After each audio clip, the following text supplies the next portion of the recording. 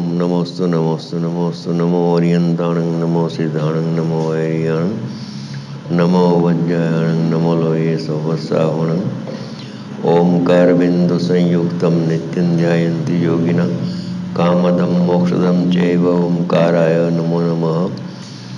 मंगलम भगवान वीरो मंगलम गौतमो गणि मंगलम कुंद कुंदार्यो जिन धर्मोस्तु मंगलम सर्वमंगल मांगल्यम सर्वकल्याणकारकम प्रधानम सर्वधर्माणां जैनम जतु शासनम नमः समय साराय स्वानुभूत्या चकाशते चित्स्वभावाय भावाय सर्वभावांतर्चिते।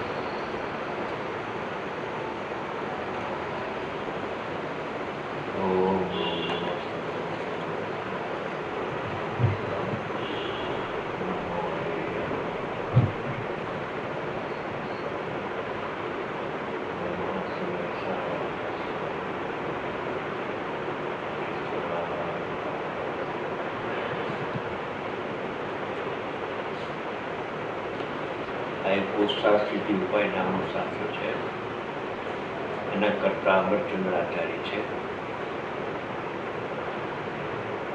એવો શ્રી પુરુષાર્થની ઉપાયના 14 નંબરના શ્લોકમાં એમ ફરમાવે છે કે આ સંસારનું મૂળ કારણ બતાવીએ છીએ. દુઃખનું મૂળ કારણ શું? કેમ કે દુઃખ છે, સંસાર છે, એ તો કાર્ય છે. તો જ્યાં કાર્ય પ્રગટ થાય છે તો એનું કોઈ સબળ કારણ હોવું જોઈએ. સબળ એટલા માટે કે અનાદિકાળથી આજ સુધી એ દુઃખને વેદતો આવ્યો છે. અનંતકાળથી આત્મિક સુખને એને એક સમય માત્ર પણ આત્માને જાણ્યો નથી. આત્મિક સુખનો સ્વાદ એને આવ્યો. એકનું દુઃખ ને દુઃખ ચાર ગતિમાં પોતાના અજ્ઞાનથી દુઃખી થઈ ગયો છે. કોઈ એને કર્મ દુઃખી કરતો નથી, કોઈ નિમિત્તથી દુઃખ થતું નથી, પણ પોતાના અજ્ઞાનથી દુઃખી થઈ ગયું છે. એ કયા પ્રકારનું અજ્ઞાન છે કે જેથી દુઃખી થાય છે? એ અજ્ઞાન કેમ ટળે અને સંસારમાં કેમ અંત આવી જાય? એ બે વાત એક શ્લોકમાં કરી છે. એક જ શ્લોકમાં બે વાત આવી છે. એમાં આચાર્ય ભગવાન ફરમાવે છે કે એ રીતે આ આત્મા બધાના આત્માની વાત ચાલે છે. નિવૃત્તિ માંડીને બધા જીવ માત્ર ચાર ગતિના જેવો છે. આ આત્મા કર્મોના કરેલા રાગાદિક એટલે જેમાં કર્મ નિમિત્ત થાય છે એવા રાગ, દ્વેષ, મોહ જીવકૃત નથી, કર્મકૃત છે તો પર્યાયકૃત. પોતે રાગથી થાય છે પણ એમાં આત્મા નિમિત્ત નથી. એમાં નિમિત્ત જૂના કર્મનો ઉદયમાં જોડાય છે એટલે નિમિત્તના લક્ષ્ય નૈમિત્તિક થાય છે, નાયકના લક્ષ્ય રાગ કોઈ જીવને થાય જ નહીં. એટલે કર્મના લક્ષ્ય, પરના લક્ષ્ય, એની દશામાં પર્યાયમાં રાગ દ્વેષ સુખ દુઃખના પરિણામ થાય છે. તેથી તેને કર્મકૃત કહેવામાં આવે છે, જીવકૃત નથી. ઉપાદાનપણે પણ રાગને જીવ કરતો નથી, કેમ કે જીવો કરતા છે. અને પર્યાયમાં થતો રાગ, એનું પણ દુઃખ એને ભગવાન આત્મા ભોગવતો પણ નથી. એમ કરતા નથી, એમ ભોગતા પણ નથી. એ તો પરમાત્મા પદે અંદર વિરાજમાન છે. એટલે જીવકૃત ન કહેતા એને કર્મકૃત કહ્યું. કર્મકૃતમાં નિમિત્તની પ્રધાનતા લેવી, કરતા કર્મની પ્રધાનતા ન લેવી. કે કર્મનો ઉદય આવે છે માટે રાગ થાય છે, અને કર્મના પરમાણુ કરતા અને આ રાગ એનું કાર્ય એમ ન લેવું. તેમ જીવ કરતા અને રાગ કર્મ એમ પણ ન લેવું. છે તો પર્યાયનો કરતા પર્યાય, પણ જ્યારે વિભાવ ભાવ થાય છે ત્યારે એમાં પોતાનો સ્વભાવ નિમિત્ત થતું નથી, પણ અન્ય દ્રવ્ય એવા નિમિત્ત થાય છે. એ કયું અન્ય દ્રવ્ય છે? કે એક 8 પ્રકારના કર્મ છે. એમાં મુખ્ય મૌન નામનું કર્મ છે. મૌન નામના કર્મના 2 ભેદ છે, એક દર્શન મોહ અને એક ચારિત્ર મોહ. તો દર્શન મોહ જેમાં નિમિત્ત છે અને નૈમિત્તિક ભાવ થાય એને મિથ્યા દર્શન કહેવામાં આવે છે. ચારિત્ર મોહના નિમિત્તે જે ભાવ થાય એને રાગદ્વેષ કહેવામાં આવે છે. 2 ભાવ જુદા છે અહીંયા પર્યાયના, અને સામે કર્મ 2 જુદા છે. એટલે એને નિમિત્તની મુખ્યતાથી કર્મકૃત કહ્યું, ઉપાદાનની મુખ્યતાથી પર્યાયકૃત છે. ઉપાદાન પડે રાગને આત્મા કરતો નથી, અને રાગનું કાર્ય થાય એમાં ભગવાન આત્મા નિમિત્ત પણ થતો નથી. રાગ રૂપે પરિણમે, રાગ પર્યાયમાં થાય પણ રાગમય ન થાય. એ રાગથી રહિત જ રહ્યો છે અનાદિ અનંત. આવું ભેદ જ્ઞાન એને કરવું જોઈએ. પણ આવી સ્પષ્ટ વાતો બહાર આવ્યા છતાં પણ એ પરમાત્મા તત્વ રાગ દ્વેષથી ભિન્ન છે, દુઃખથી ભિન્ન છે. રાગ અને રાગનું પણ દુઃખ પર્યાયમાં થાય છે. એ વખતે દ્રવ્ય શુદ્ધ, પરિપૂર્ણ, જ્ઞાનમય અને સુખમય રહેલો છે. જીવ દુઃખી થતો જ નથી, ભૂતકાળમાં થયો નથી, વર્તમાનમાં થતો નથી, ભવિષ્યકાળે થશે નહીં. દુઃખ થાય છે એ પરિણામમાં થાય છે. એ રાગદ્વેષ દુઃખના પરિણામ આત્માથી રહિત હોવા છતાં, હવે આચાર્ય ભગવાન કહે છે કે 3 કાળ મિથ્યાત્વના પરિણામથી આત્મા રહિત હોવા છતાં અસંયુક્તો, એમ લખે છે,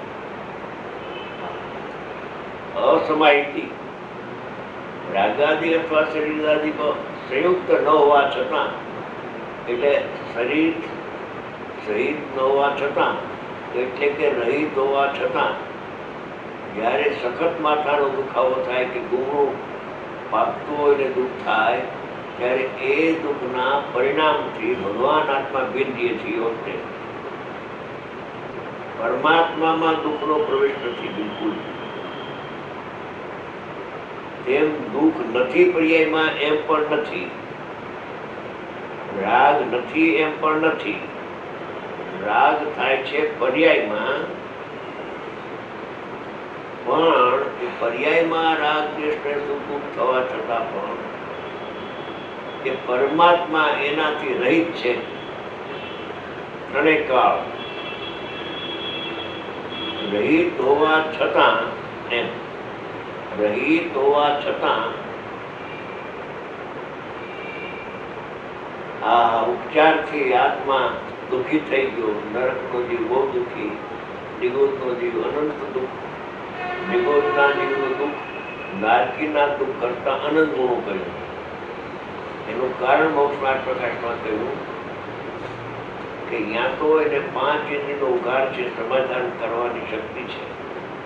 નિગોદના જીવને જ્ઞાન એટલું પીડાઈ ગયું છે, એટલે જ્ઞાનનું પીડાવવું એ અનંત દુઃખ છે. હવે એ અનંતો દુઃખી અનંતો થયો છે, અનંત કાળથી દુઃખી થઈ રહી છે. એમ ભાષા વ્યવહાર નીકળી આવે, બીજું તો ઉપાય છે નહીં. વ્યવહારની ભાષામાં એમ જ આવે કે 4 ગતિના જીવો બહુ દુઃખી છે. એ વ્યવહારનું જે વચન આવ્યું એને જગતના જીવે સત્ય માની લીધું.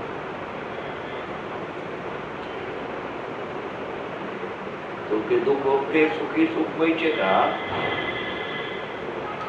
આ વાત ગુરુદેવથી નીકળી છે વાત, બાકી વાત તો શાસ્ત્રમાં હતી. 2000 વર્ષ પહેલાના શાસ્ત્રોમાં વાતો પડી હતી. પણ રાગ દ્વેષ થાય, અનંત દુઃખ પર્યાયમાં થાય ત્યારે એને આત્મા રાગને કરે નહીં અને દુઃખને ભોગવે નહીં. ત્રણેય કાળ કરતા રહે અને ત્રણેય કાળ અભોગતા રહે છે. એવું જયારે વિજ્ઞાન કરશે જીવ, ત્યારે એની દ્રષ્ટિ પર્યાય ઉપરથી થશે, દ્રવ્ય પર આવશે. જ્યાં દ્રવ્ય પર દ્રષ્ટિ પડી ત્યાં દ્રષ્ટિ નિર્મળ થઈ જશે. દ્રષ્ટિ નિર્મળ, જ્ઞાન નિર્મળ, ચારિત્ર નિર્મળ, અને એનું ફળ એને આનંદ આવશે.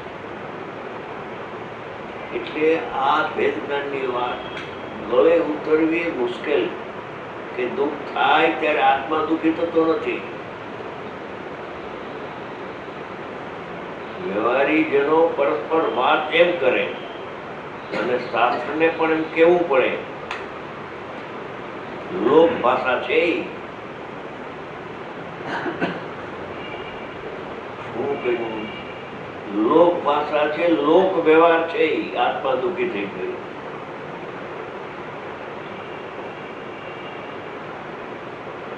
લોક ભાષા ને લોક વ્યવહાર ને કેટલા વ્યવહારે દુઃખી થયા છે આત્મા, એમ કહો ને કે ના, એમ નથી કેવું. હવે અમારે એમ કેવું નથી કે વ્યવહાર ને દુઃખી થાય. એ વ્યવહાર ને દુઃખી થાય છે, શાસ્ત્ર ભાષા છે, અને એ વ્યવહાર ને સાચો માની લીધો છે. કેમ કે વ્યવહાર અભૂતાર છે, અસત્યાર છે, ખોટું કથન કરે છે.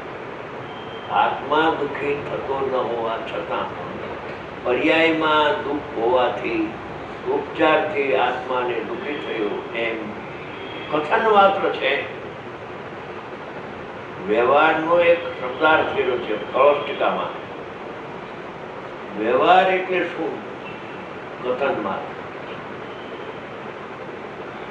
કથન માત્ર એટલે કેવા માત્ર. એમ કેળો મામો નથી કહેતા, કેળો મામો.